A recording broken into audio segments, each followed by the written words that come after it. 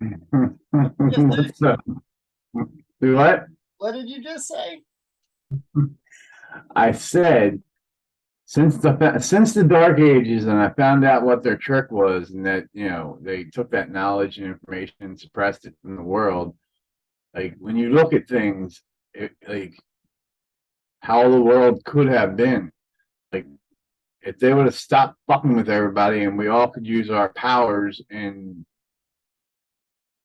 a way to better our own lives, but at the same time bettering each other's, the world would have been a different place because we would have all been working harmoniously in synchronicity to achieve certain battles throughout not just our own life, but being kind to others, loving others, doing things for others. Like you see how that goes when you have that net of energy and it's just there. Like that's a whole like life would have been a whole different realm than what we have here today. Like we wouldn't be in this shit show called life.